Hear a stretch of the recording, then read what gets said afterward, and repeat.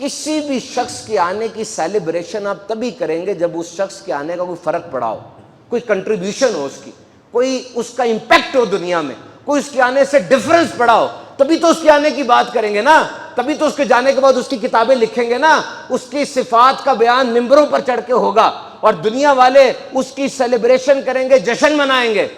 China کے اندر ایک بندہ آیا تھا، اس نے سوئی ہوئی قوم کو اٹھایا اور معاشی ترقی کی شاہراہ پہ ڈال دیا، دیکھو کتنا جشن کرتے ہیں۔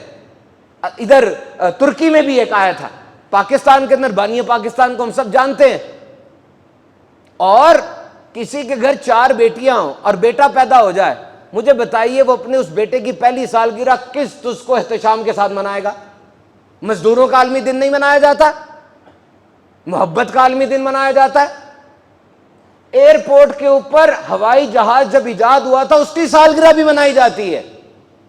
ہر کام تو ہو رہا ہے، سیلیبریشن تو ہو رہی ہے، تو جب بھی کوئی بڑا بندہ اس دنیا میں آیا اس کی سیلیبریشن کی جاتی ہے، اور جس دن رحمت للعالمین کی تشریف آوری ہوئی، بتائیے کیسی سیلیبریشن ہونی چاہیے؟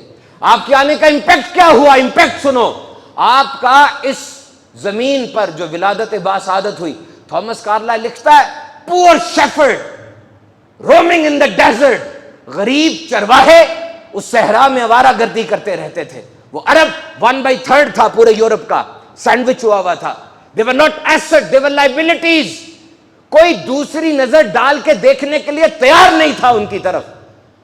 ماں سے وطی کرنے والے، ننھی بچی کو دفنا دینے والے، ان کی طرف کون دیکھے گا؟ انسانیت چھو کر بھی نہیں گزری تھی ان کو۔ سکندر آیا تھا وہاں، دیکھا تک نہیں۔ رومنز گزرے تھے، کون لوگ ہیں دیکھا تک نہیں۔ ان کے ارد گرد بڑی سلطنتیں تھیں، کوئی ان پر حملہ بھی نہیں کرتا تھا کہ ان کو لے بھی لیا تو ہمیں ہی وقتہ پڑنا، ان کو کیا لے کے کرنا ہم نے۔ یہ حالات تھے اس سرزمین کے۔ اور پھر اسی جگہ پر 12 ربیع الاول کو کن کی ولادت ہوئی؟ unnoticed became world notable۔ وہ عرب جس کو کوئی دیکھتا نہیں تھا، پوری دنیا کی نظریں اس کی طرف ہو گئی۔ far behind، وہ standing at the front، وہ جو سب سے پیچھے تھے سب سے آگے آگے کھڑے ہو گئے۔ کیا ہوا؟ یہ جہالت و سفالت کے اندھیرے ڈوب گئے، فاران کی چوٹی سے وہ نور چمکا کہ ہر طرف اس نور کی کرنیں بکھرنے لگی۔ میرے آقا نے دین رحمت دیا، سوچتے اور سنتے چلے جاؤ۔ جب بھی میں آپ سے پہلی بار ملوں گا کیا کہوں گا؟ السلام علیکم ورحمۃ اللہ وبرکاتہ۔ آپ آگے سے وعلیکم السلام ورحمۃ اللہ وبرکاتہ۔ جس دین کے اندر ملاقات کی ابتدا رحمت کی دعا سے ہو، بتاؤ کیسا دین ہوگا وہ؟ موتا کی جنگ میں جب حضور نے بھیجا، فرمایا صحابہ کو درختوں کو کاٹنا نہیں ہے، درختوں کے نیچے بولو براز نہیں کرنا، مسافروں کو تکلیف ہوتی ہے۔ حضور کہتے ہیں میں چاہتا ہوں نماز لمبی پڑھاؤں، لیکن پیچھے جب کسی بچے کے رونے کی آواز سنتا ہوں، اس وقت میں خواتین بھی نماز پڑھا کرتی تھی پیچھے، کہا مجھے خیال آتا ہے کہ اس کی ماں کے دل میں کیا ہوگا، نماز میں چھوٹی کر دیتا ہوں۔ جانور کے چہرے کو مارنا نہیں ہے، بھوکا پیاسا ذبح نہیں کرنا، ایک جانور کے سامنے کسی کو ذبح نہیں کرنا۔ فرمایا جس کسی نے کسی آدمی کے قتل میں آدھے جملے کے برابر بھی مدد دی وہ دوزخ میں ڈالا جائے گا۔ بتائیے یہ جملے دنیا کو کھویا ہوا امن سکون نہیں دلا رہے؟ میلاد کون منائے گا؟ میلاد وہ بوڑھا شخص منائے گا جب بوڑھوں کو اکٹھا کر کے دریا میں پھینک دیا جاتا تھا، جب بوڑھے خود اکٹھے ہو جاتے تھے اور جنگل میں چلے جاتے تھے کہ ہمارا معاشرے میں اب کوئی مقام نہیں ہے۔ نبی پاک کا میلاد یہ بوڑھے منائیں گے، کیوں؟ اس لیے کہ حضور نے فرمایا بوڑھے مسلمان کی عزت کرنا اللہ پاک کی تعظیم میں سے ہے۔ ایک بوڑھا شخص داخل ہوا دربار عالی میں، اس کو جگہ نہیں مل رہی تھی، جگہ نہیں دے رہے تھے۔ حضور نے فرمایا جو چھوٹوں پہ رحم نہ کرے، بڑوں کی عزت نہ کرے، وہ ہم میں سے نہیں ہے۔ ایک وفد آیا حضور کی بارگاہ میں، ایک نوجوان کھڑا ہو کے کلام کرنے لگا۔ حضور نے کہا ٹھہر جا، تیرا بڑا کدھر ہے؟ وہ کھڑا ہو کے کلام کرے گا۔ حضور کا میلاد بوڑھا منائے گا نا، کس نے عزت دی؟ حضور کا میلاد خواتین منائیں۔ سانپ سمجھا جاتا تھا، جلا دیا جاتا تھا۔ مخصوص ایام میں جس برتن کو وہ ہاتھ لگا دیتی اس کو مارا جاتا تھا۔ اسلام آ گیا، اسلام آ گیا۔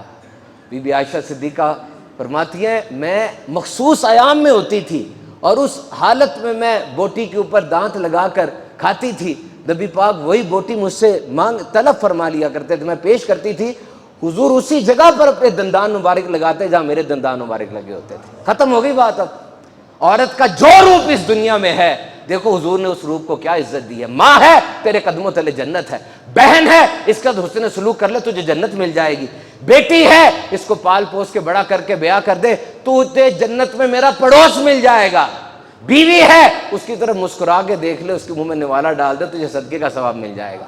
اب مجھے بتائیں کون سی چیز ہے جو میلاد نہیں منائے گی؟ اے غلاموں تم بھی میلاد مناؤ, تم بھی میلاد مناؤ. عرب کے اندر 3 چیزیں بدبختی کی علامت تھیں, غلام ہونا, اجنبی ہونا, سیاہ ہونا. تینوں بلال کے اندر ہیں اور وہ ہمارے آقا ہیں. 1209 سے 1260 تک اس برے صغیر پر خاندان غلامان کی حکومت رہی ہے. کس نے پہنچا دیا غلاموں کو اتنا اونچا؟ میلاد نے.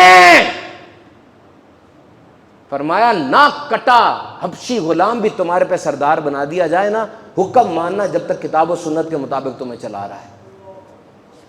جو دین حضور نے دیا ہے نا اس میں رشوت نہیں ہے, نو برائبری. کیوں؟ رشوت از دا ڈسٹرکشن آف جسٹس. رشوت جسٹس کو, قانون کو تباہ کر دیتی ہے. حضور نے جو دین دیا اس میں ملاوٹ نہیں ہے, کیونکہ اس میں مس پریزنٹیشن آف فیکٹ ہے کہ تم جو دے رہے ہو تم وہ صحیح نہیں چیز دے رہے, مس پریزنٹیشن آف فیکٹ ہے. حضور نے جو دین دیا اس میں زنا نہیں ہے کیونکہ اس میں فیملی کلیپس ہو جاتی ہے. حضور نے جو دین دیا اس میں سود نہیں ہے, کیوں؟ اس سے پورا سسٹم, اس کے ریسورسز صحیح ڈسٹریبیوٹ نہیں ہوتے, لوگوں میں کاہلی آ جاتی ہے, اکانومی جیم ہو جاتی ہے. یہ دین ہے حضور کا.